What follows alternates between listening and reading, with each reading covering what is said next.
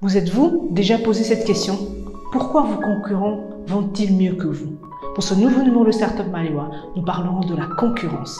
C'est parti!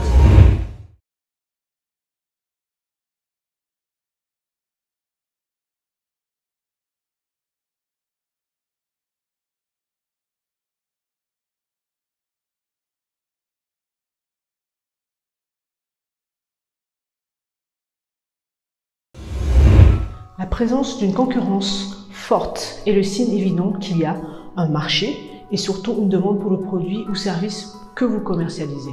Pourtant, dans le cycle de vie d'une entreprise et d'un business, beaucoup d'entrepreneurs congolais et africains ont tendance à ignorer leur concurrence directe et indirecte. Contrairement aux idées reçues, la concurrence a bien plus de côtés positifs qu'on ne pourrait l'imaginer. Voici deux principaux avantages d'avoir une concurrence autour de soi. 1. La concurrence est ennemie du statu quo. Les entreprises qui n'ont que peu ou presque pas de concurrents stagnent. Elles font très peu place à l'innovation. Si vous avez une boutique ou un magasin de jouets, vous devez savoir pourquoi le magasin de jouets en face de vous, dans la rue, en face, vend mieux que vous. Quelle est leur arme secrète? Analyser leur réussite et surtout leur comportement vous amènera sans doute à revoir certains aspects de votre activité, pour gagner certainement en compétitivité. 2. La concurrence vous force à vous distinguer. Dans le business, il vous faut absolument vous faire remarquer. Creusez-vous le cerveau pour attirer les clients vers vous en évitant de faire comme tout le monde. Mais pour cela, vous devez absolument bien connaître votre concurrence directe et analyser leur fonctionnement et leurs services. En ayant connaissance du marché, votre entreprise se distinguera en répondant à cette question importante. Pourquoi les clients devraient-ils consommer chez vous et pas dans le magasin à côté? Si vous arrivez à répondre à cette question, alors vous êtes sur la bonne voie. Faites preuve de créativité et concentrez-vous plutôt sur la façon dont vous pouvez offrir le meilleur service à vos clients. Et surtout, ne pas oublier le rapport qualité-prix.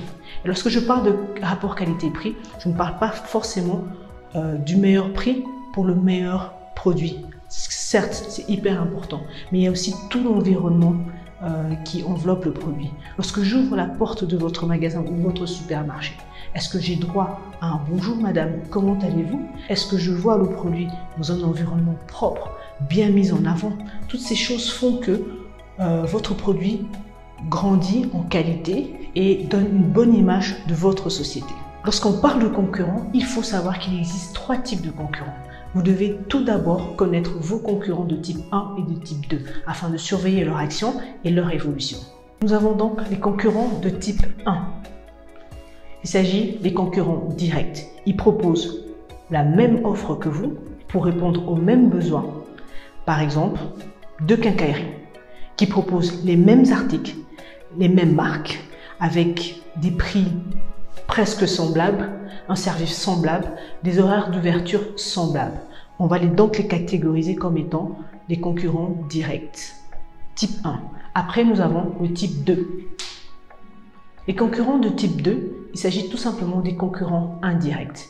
Ils proposent une offre différente de la vôtre, mais qui répond aux mêmes besoins que ceux de votre clientèle.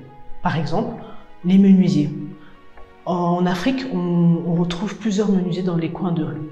Moi, précisément dans la ville dans laquelle je vis, Kinshasa, on les retrouve à Delvaux.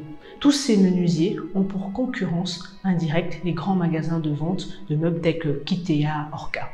Alors, pour le type 3, il s'agit tout simplement des futurs concurrents. Ce sont des acteurs qui pourraient arriver sur le marché sur lequel vous êtes actuellement présent. Par exemple, je reprends nos menuisiers. Imaginons que moi je suis un menuisier et que j'exerce cette activité depuis des années à Kinshasa, à Delvaux, et que j'apprends que Orca envisage de créer des mini-magasins dans chaque commune et propose les mêmes types de meubles que moi. Fabricants de meubles, je peux les considérer comme étant des futurs concurrents. Dans le développement et la survie de votre business, il est important de faire cette veille concurrentielle. Vous devez surtout identifier les leaders de votre marché, analyser leur stratégie et les raisons de leur réussite. Cela vous permettra de trouver tout simplement votre avantage concurrentiel. Mais ce qui est important de savoir, c'est que connaître ses concurrents directs et indirects vous permet également de connaître vos potentiels clients. Alors dans tout ça, j'aimerais également vous parler d'une notion importante. L'avantage concurrentiel. C'est tout simplement un avantage temporaire de l'entreprise sur ses concurrents. Il procure à l'entreprise qui le détient une position dominante sur le marché. Cela signifie qu'elle est en tête dans la compétition qu'elle mène contre les autres entreprises concurrentes. Elle est leader d'un point de vue économique et bénéficie d'une meilleure visibilité.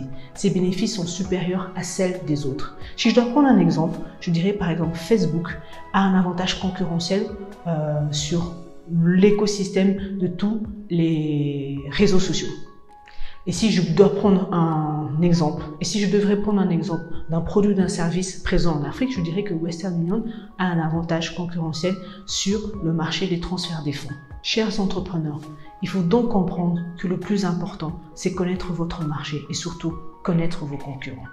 Et dans tout ça, ce qui est primordial, c'est de satisfaire votre clientèle et de les fidéliser.